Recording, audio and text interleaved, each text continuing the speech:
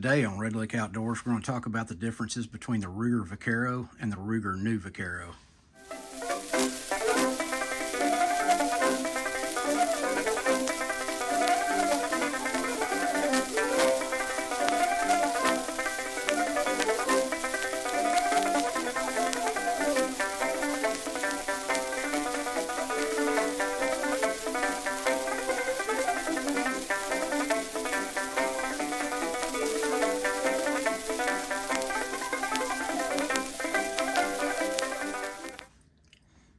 Okay, as I said in the intro, we're going to talk about today the differences, or at least a few of the differences between the Ruger Vaquero, or what some people call the old Vaquero. It's not the official name of it, and the Ruger New Vaquero. I don't do a script like some folks do. They're better prepared than I. It's just not me. Anyway, so we're just going to do this on the fly. Also, I'll say right up front, yeah, all these guns are loaded, and if that offends you or upsets you in some way, I honestly don't care. They don't do me any good unloaded. And quite frankly, I'm 47 years old. I've been handling guns, and in particular handling revolvers, since I was literally old enough to pick one up. So I really don't care what you think if you don't like that. Anyway, first off, you'll see on these older models, the Ruger Vaqueros, these were manufactured, by the way, from 1993 to 2005. The new Vaqueros, they were officially rolled out in 2005, but I think there were early shipments that went out in late 2004. But on the original Ruger Vaqueros, they'll say right here, Ruger Vaquero on the side of the frame. They also have all the warning information here on the side of the barrel. The serial number always starts with a 2-digit serial number on these. On the Ruger New Vaqueros, these are a medium frame gun, and they'll say Ruger New Vaquero there on the frame. The warnings on these are written on the bottom of the barrel.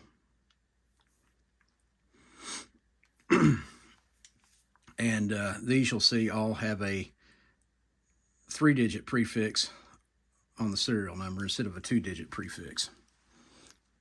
Now, these bigger ones are the Ruger Vaqueros. The older ones, these are built on the Blackhawk size frame. In fact, I am going to unload this because I'm going to take the cylinder out.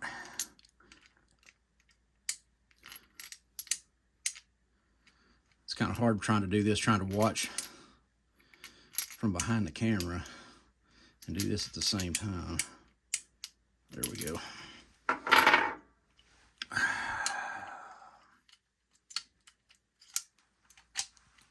Okay. Now these, the Ruger old Vaqueros on this larger frame are able to take up to Tier 3 45 Colt plus P loads.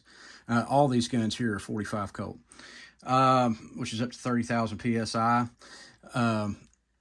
The Ruger New Vaqueros, though, are only good through like Tier 2 level loads, which is somewhere between 20 and 23,000 PSI. They're supposed to be able to handle up to 45 ACP plus P loads, so they're able to handle more than standard pressure, more than 14,000 PSI, but not up to the same level. So I don't ever shoot anything out of these new Vaqueros other than just standard pressure stuff, and that's just me. I can shoot higher pressure stuff, I just don't. You definitely cannot shoot, though, the Tier 3 loads out of these like you can out of the Ruger old Vaqueros.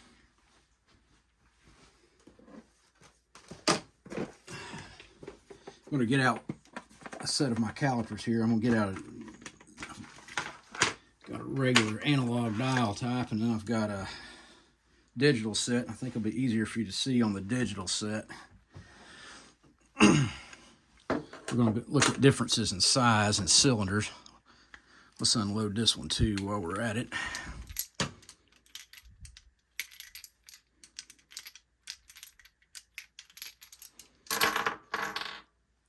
Because we're going to take the cylinder out on this one. Whoops, drop the pin. Make sure I Find that pin before I lose it. Okay. Let's look at the difference.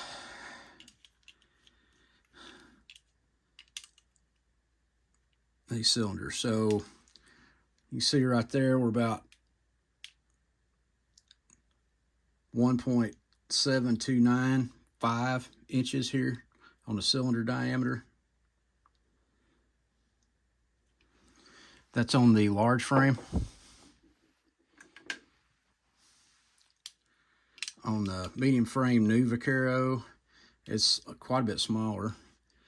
I say quite a bit. It's not a huge amount, but enough that structurally speaking, you can't shoot it with the higher pressure load. So that's 1.6745 inches there on the smaller one. I wonder if I can get a measurement here on the inside or the thickness. I'll try to get a cylinder wall thickness here. And granted, it's thinner too, you know. The locking notches in there. I may not have the correct terminology, but anyway.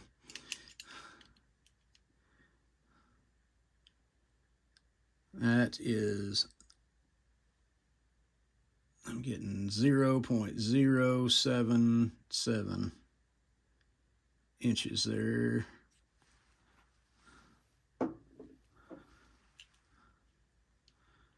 And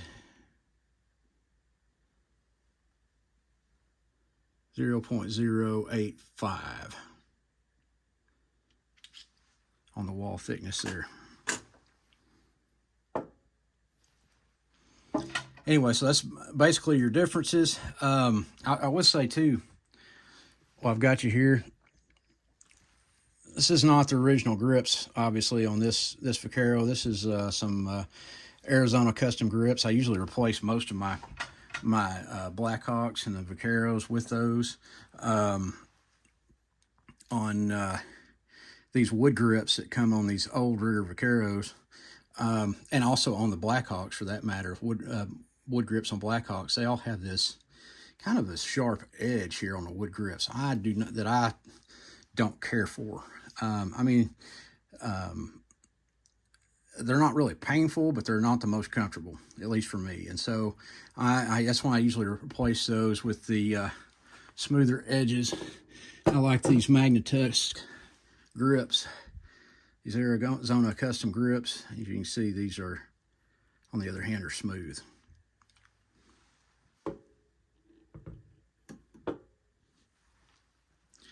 Anyway, that's all I had today, all I really wanted to talk about, and I'll talk to y'all later.